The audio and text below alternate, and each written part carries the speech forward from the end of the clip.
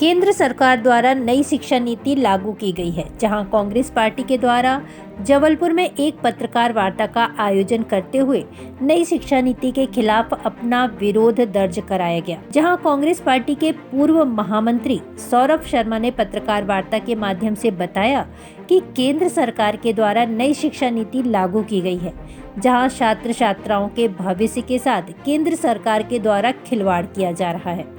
जहां 9वीं कक्षा तक के छात्रों को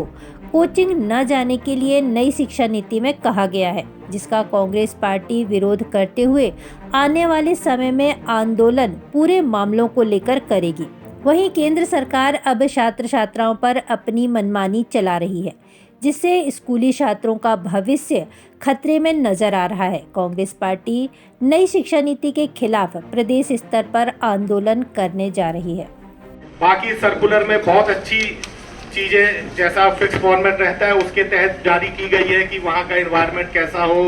टॉयलेट की क्या व्यवस्था हो, सुरक्षा। एक कमजोर वर्ग का परिवार जिसने अपनी पिछली पीढ़ी अशिक्षा में बिताई, अभाव में बिताई, लेकिन आगे चुनौतियों का सामना करते हुए उस परिवार की सरकार ने एक तुगलकी फरमान प्रस्तुत करके इस देश की शिक्षा नीति को, शिक्षा व्यवस्था को एक षड्यंत्रपूर्ण तरीके से कमज़ोर करने का एक तुगलकी फरमान जारी किया गया है। एक तरफ शिक्षा नीति को बढ़ावा देने की सरकार बात करती है और जब सर्कुलर जारी करती है तो उसके बीच में एक दो कंडिकाएं वो ऐसी लगा देती है जिसके पीछे षड्यंत्र की बू आती है। हम लोगों ने जो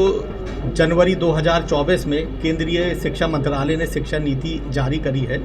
उसका खुलासा करा है। इसमें केंद्रीय शिक्षा मंत्रालय के द्वारा आदेश पारित किया गया है कि हिंदुस्तान में जो बच्चा 10वीं तक अथवा 16 वर्ष तक का है वो कोचिंग व्यवस्था नहीं ले सकता, कोचिंग में पढ़ नहीं सकता। आप कल्पना कर सकते हैं कि इस देश का भविष्य, इस देश का बच्चा जो कि भविष्य में चल के इस देश की ऊर्जा बनने जा रहा है, स्ट्रेंथ बनने जा रहा है, उसकी अगर आप प्राथमिकी को ही कमज़ोर करेंगे, उसकी अगर प्राइमरी को ही आप कमज़ोर करेंगे तो मैं समझता हूँ एक बहुत बड़ा षड्यंत्र है कि इस देश का बच्चा अशिक्षित रहे। और जिस तरीके से वो शिक्षित होकर देश से सवाल पूछता है, सरकार से सवाल पूछता है, सत्ता से सवाल पूछता है, तो वे सवाल पूछने के लायक ही ना बचे। आप सोच सकते हैं कि जब बच्चा पहली से लेकर 10वीं तक रहता है उतना परिपक्व नहीं होता, उतना मैच्योर नहीं होता, थोड़ी मैच्योरिटी उसके बाद आती है, उसके पास आती है तो 10वीं कक्षा के बाद आती है। पहला। दूसरा, इस देश में गरीबी का, जिस तरीके से गरीबी से उभरने का प्रयास ये देश कर रहा है, यहाँ पर कई पीढ़ियाँ अभी भी ऐसी हैं जो 3 पीढ़ियों से गरीब रही हैं, अशिक्षित रही हैं। जैसे तैसे करके उन पीढ़ियों ने एक सामर्थ्य जुटाया, एक मेहनत करी कि हमारे आगे आने वाली जो पीढ़ी है, हम अगर अशिक्षित रहे हैं, हम अगर अभाव में रहे हैं, तो कम से कम मेहनत करके हम अपने बच्चे को अच्छी शिक्षा दिला पाएँ ताकि उसका भविष्य बन सके।